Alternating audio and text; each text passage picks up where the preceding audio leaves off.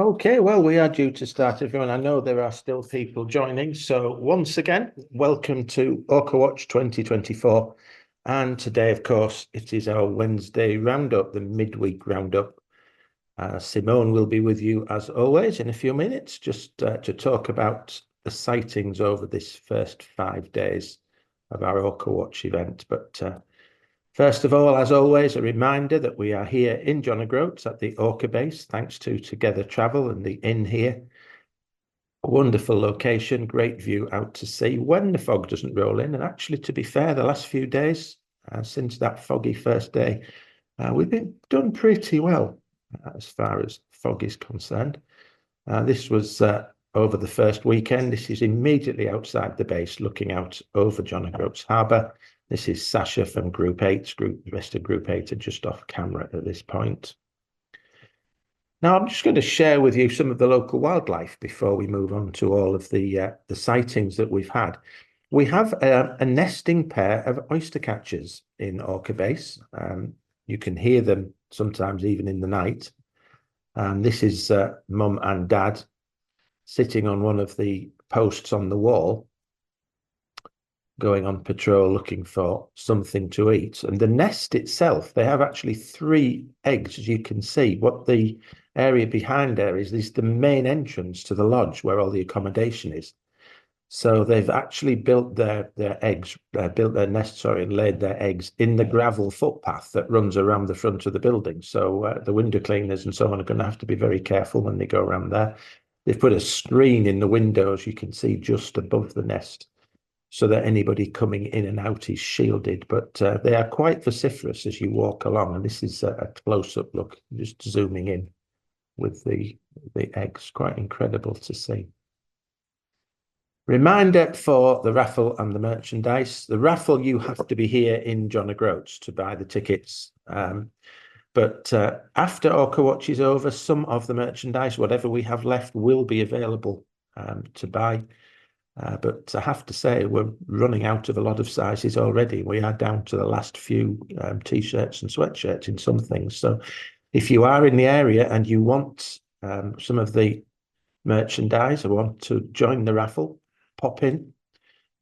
Tickets for £1 each, or a strip of 5 for £4 for the raffle. We have binoculars, that wonderful liqueur that we have available, storybooks, Sea-Watch membership, photographs, films, all sorts of things. And here we have the view inside of Orca Base, some of the T-shirts and sweatshirts, the bags we have available. So as I say, some sizes running short already. So if you're keen to get those, pop along to Orca Base in John O'Groats as soon as you possibly can. Okay, events coming up. We've been talking about this for a few days, but of course, this is tomorrow now, our big event, our second big event, really. We've already had our hybrid evening of talks. Thursday, we have our online evening of talks. Another great evening of presentations. We really have got an incredible lineup here for you again. You see, Anna will be talking about whale locomotion and the cost of movement for these animals. Marine Human Wildlife Interactions by Sasha Hooker, Philippa Samara, the Icelandic orcas. Of course, the Icelandic orcas are in many cases the same ones we see here in Northern Scotland. Siobhan Moran will be talking about the West Coast community of killer whales. Ruth Esteban, the orcas of the Iberian Peninsula. Of course, that's the group of orca that are, quotes, interacting with yachts along that coast. Be very interesting to hear her take on that. Deborah Giles, Southern Resident Killer Whales, and Denise Reich, Passive Acoustics, and their use for long-term monitoring. So fabulous, fabulous evening of talks. Tickets available from the Orca Watch website on the Sea-Watch Foundation main website. So seawatchfoundation.org.uk/orca-watch-2024. Tickets for a donation, as you see, I'm suggesting £5, but from as little as £1 to as much as you would like to give. Every little helps. So please do consider making a donation and joining us for that amazing evening of talks. An incredible range of speakers, as you see here in the slideshows. Okay, that's the evening of talks on Thursday. And there again is that reminder, www.seawatchfoundation.org.uk/orca-watch-2024. You will, of course, find lots of other information about Orca Watch and lots of other things that Sea-Watch does there on that site. So go and have a look, please. So these online updates, there's a reminder again of tomorrow's evening of talks.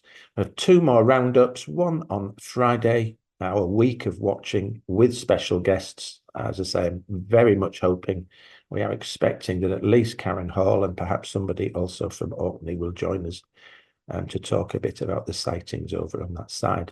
And then on Sunday, we'll have our final roundup. There again is the website address. So I've been out and about a bit before Simone talks about the sightings.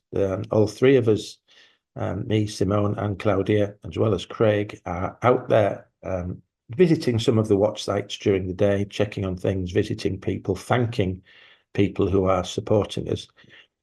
These are my visits. I popped in yesterday to see Group 5 at Duncansby Head. There they are, all in their gear, meeting the public and looking for the wildlife out there. I went for a little walk while I was there. This is my best wildlife picture so far. This is one of the fulmars just approaching his nest. Beautiful birds, absolutely stunning. Lots of them around Duncansby. And this is my van. This is Sean, who always travels with us, just sitting, watching and hoping for something passing by. Earlier today, I joined Group 1, which at the moment is just Cats. One of her other members of her group isn't there. Two more members still to come. So Craig and I joined her for a while in Gills Bay this morning. Just seals to see, as well as a few seabirds. We got up to about 14 grey seals there at the site. And then after we finished, Group 6 arrived. So I stopped and had a little chat with them for a while before moving on. That's Group 6 just starting their watch at Gills Bay. So thanks to all these folks for the great work that they're doing.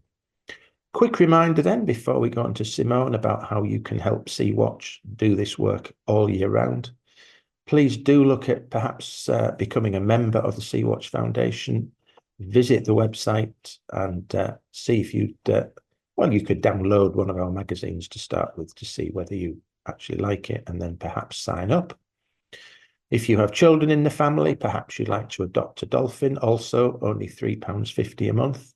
As you see in the top right, they're voted best animal adoption scheme by the BBC Wildlife magazine. And I'll talk a little bit more about the app later and also show you that video that we've been talking about. But this is our iOS or Android Sea Watcher app for recording sightings, conducting surveys, video guides for you, species pack.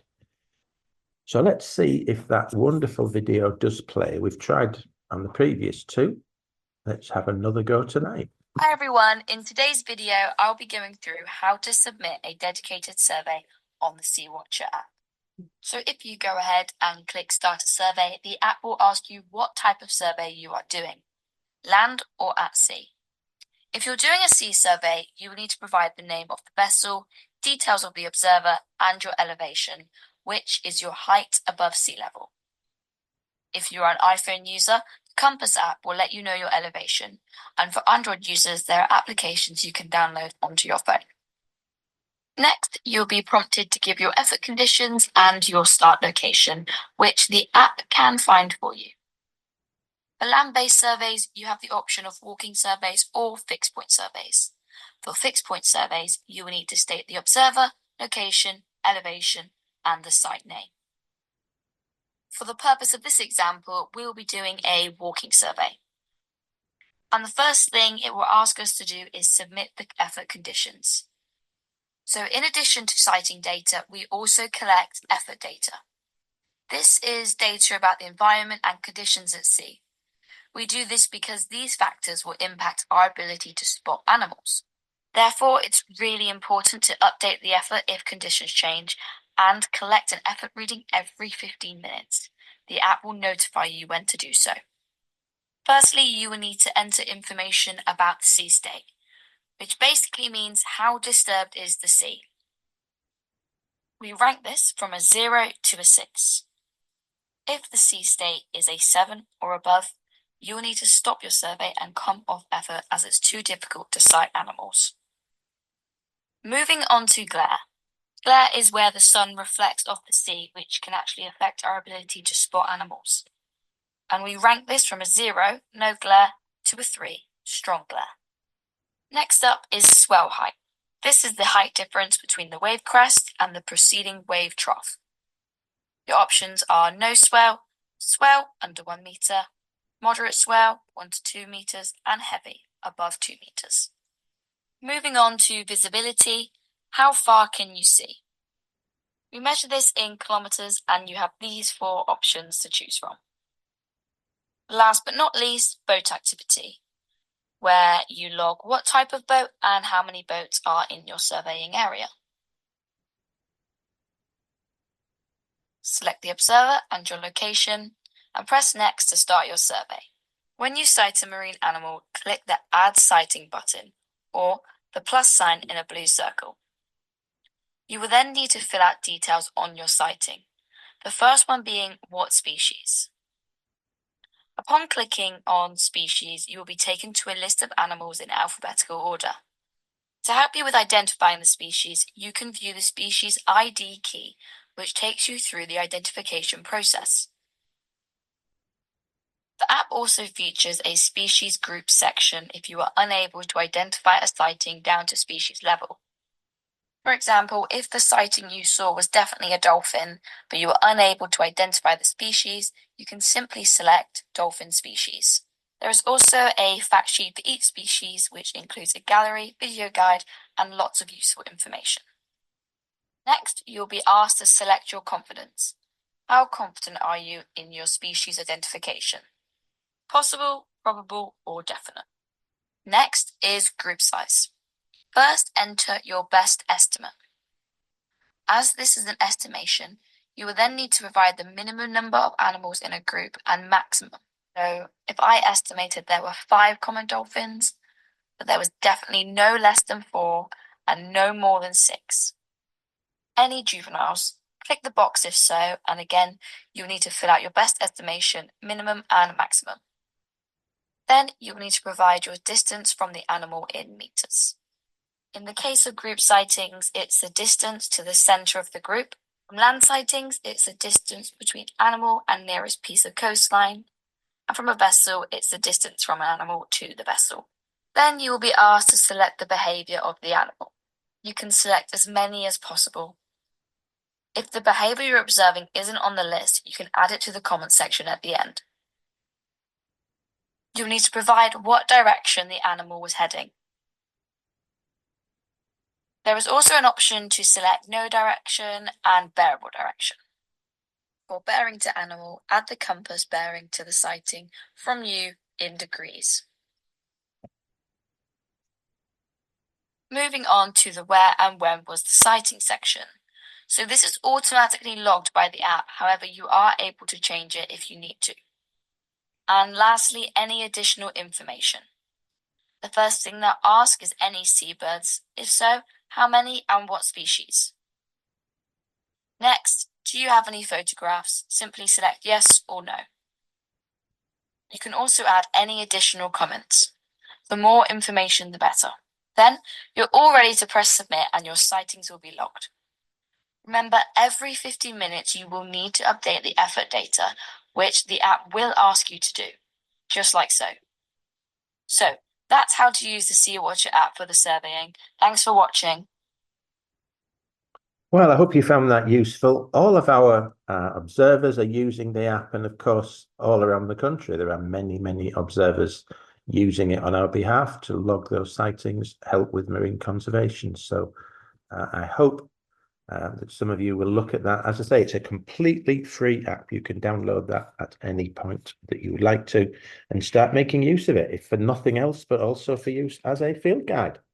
So as you see, we are joined now by Simone, who's going to give us a sightings update. I'm just going to share her presentation with you. Give me a second and we will be good to go.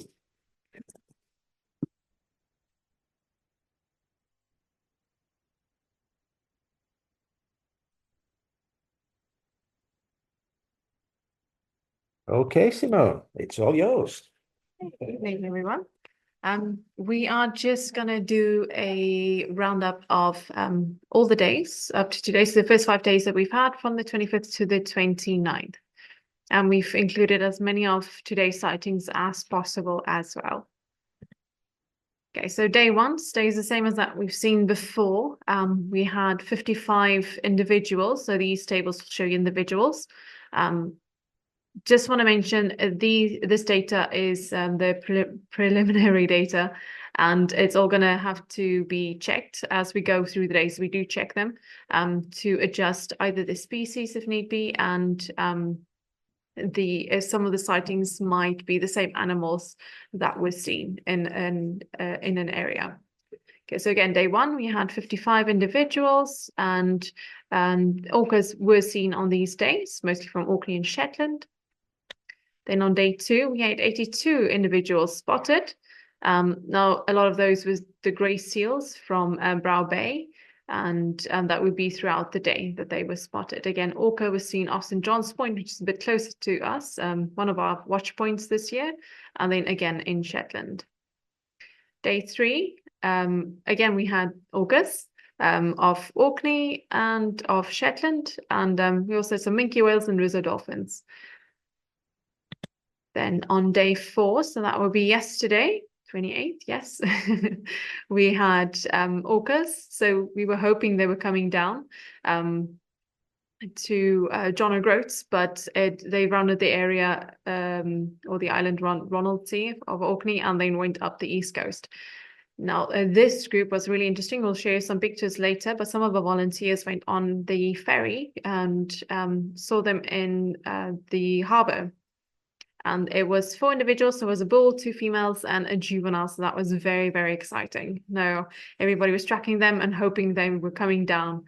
But yeah, they decided to round the island instead. Apart from them, we had also minke whales and Rizzo dolphins along the coast, some harbour porpoises, and a lot of seals. Now, some we'll see that the harbour seals are there was 18 individuals from Gills Bay, but most likely those are going to be grey seals. So as I mentioned, this data was just pulled in quickly to get as many information or sightings in as possible. So we are going to double check these because we know some of the areas what the species would be. And then for today, we had other animals as well. So we had a basking shark reported earlier. And just, what are we on? 8 o'clock. So I would say about an hour ago, we had our first orca sighting for today, which was down in the Trinky. Now we are currently tracking them. They are moving north. And the last sighting was from, I believe, the Orcangill, where they were seen from.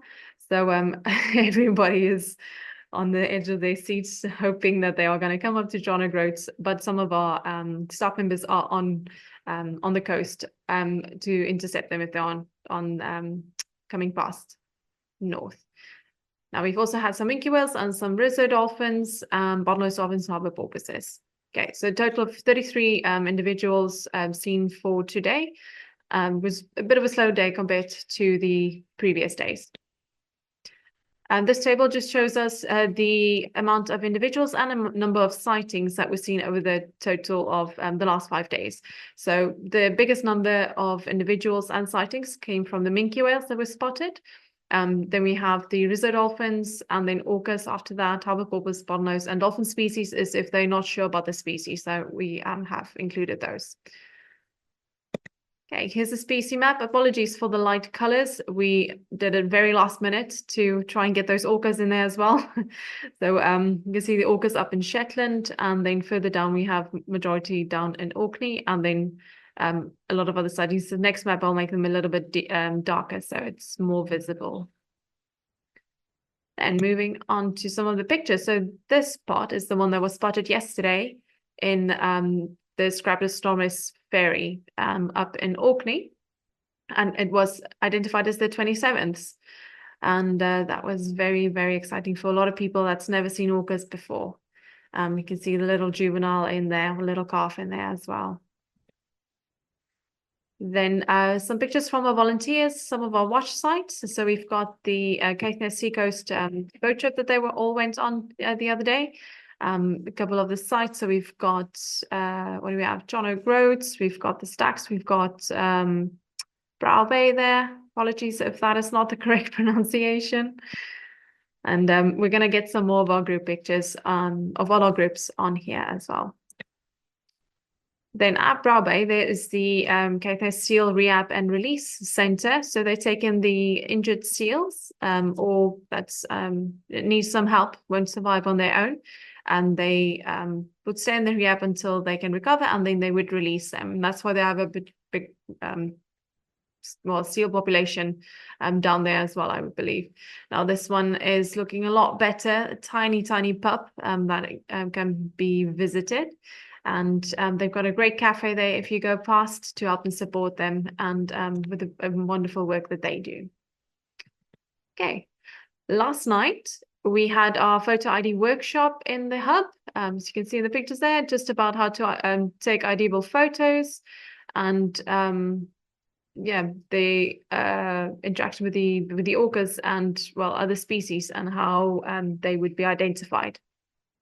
And on Monday, we had our citizen science event up on Dungans Head, and I believe the RSPB was there with us. We were running the event together to just encourage the visitors there to engage with Dunnet Head, sorry, Dunnet Head. It's been a long day. To record some sightings, how to do it, and the work that we do. Great. Thank you very much. I'll see you in the next update. Thank you, Simone. Okay, just to finish with, I'm going to go back to looking at the app again. Got a very short presentation for you, just to give you an idea of how that works. You've seen that nice presentation, but you can revisit for yourself. That is there on YouTube. This is just something I put together as part of a training event a couple of years ago now, not long after we actually started using the app. So just it'll look at some other aspects of it other than what was shown on that one about recording your sightings and your watches. It's very important just to recognise the help and support of Bangor University, Nova Innovation, and actually through the funding from the European Regional Development Fund via the Welsh Government and the CCAMS unit, all of whom have actually contributed to making this Sea Watcher app such a success. And it is due for a major update. It was supposed to happen last year. Some of you will be aware that we were talking about that last year. It's actually ended up being a much bigger update than was originally planned. It's going to interface with all our existing databases and existing methodologies for entering data. And we have some new people on the development team that are taking it a step further for us, really. So rather than release it in little bits, we're kind of going for a much bigger update this year. So looking at what it does, if you look online, if you look on your Play Store or the iOS App Store, etc., that's the logo you're looking for. There are a couple of other apps in there which sort of have Sea Watch type names in, but there is only one Sea Watcher app with this logo. So look for those binoculars with the fin beneath. And it is, as I said, a free download thanks to all of that support.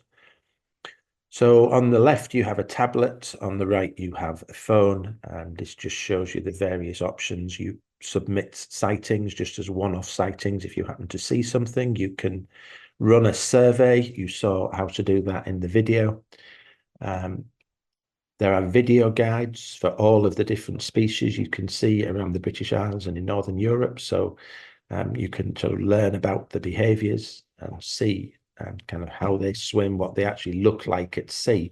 They often look very different when you see them in the wild to how they look in your pictures in a book. So actually having a video guide is extremely useful to have out in the field. And that's linked to this species pack with all of the information about the different creatures.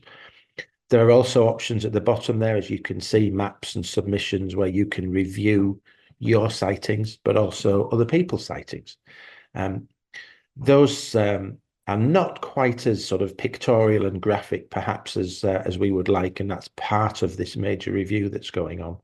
The data is extremely valuable, but it's not perhaps quite as user-friendly when you want to look at all of that. So that's one of the biggest improvements of the new version of the app, which is coming soon. As you saw, if you do see something, we ask for various pieces of information. Some things are essential to put into it. What species? If you don't know the species, as the video showed, you can just say you think it was a dolphin or some sort of cetacean. So it depends how knowledgeable you are and how good the view was, basically. How confident you are in that identification, and at least an approximation of group size is the essential information. We would like all of that other information too, if you possibly can, but those are the absolute key things. So you click submit a sighting and then work your way through the species. And as well as the ways that were shown in the video, one of the easiest ways is, if you know what you saw, is to just go straight to that wonderful guide to all the species and just click on the picture of the animal that you saw, and that will put it straight into the sightings database. If you want to do a survey, rather than just submit a one-off sighting, you can set a start time and then just whether it's from a fixed point, whether you're walking or whether you're on a boat, all these different ways of doing it.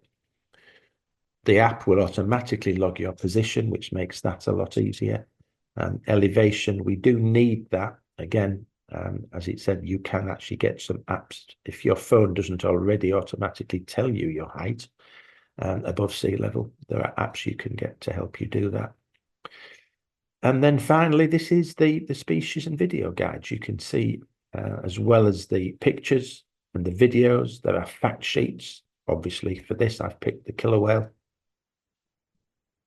And here's a heat map of sightings. This, again, is one of the features within the app for all the different species. You can look at this distribution map, and based on previous year's data, where are they most likely to be seen at certain times of year. And this is the current view that you get if you want to look back at the different sightings. There's that heat map, which just gives you an idea of where animals are being seen.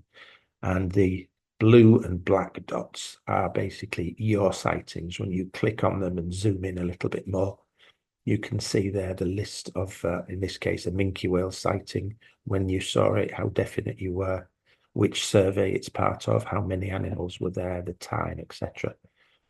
Lots more you can do. As I say, it's being really brutally honest, it's not perhaps quite as user-friendly as we would like, which is why this amazing update is well underway now.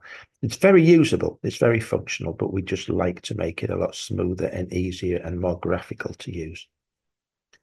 So there you go. That's these are two minke whales off Whitby. That's Middlesbrough, you can see in the background in the sunset. And I hope you will get involved, report sightings if you are not doing already. This event, Orca Watch, is just 1 week of 52 in the year.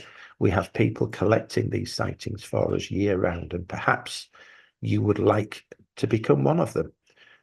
Completely free to get involved as an observer, but of course we're always happy to look at fundraising. So if you would like to donate or become a member of Sea-Watch, there is the membership address website for you to have a look at.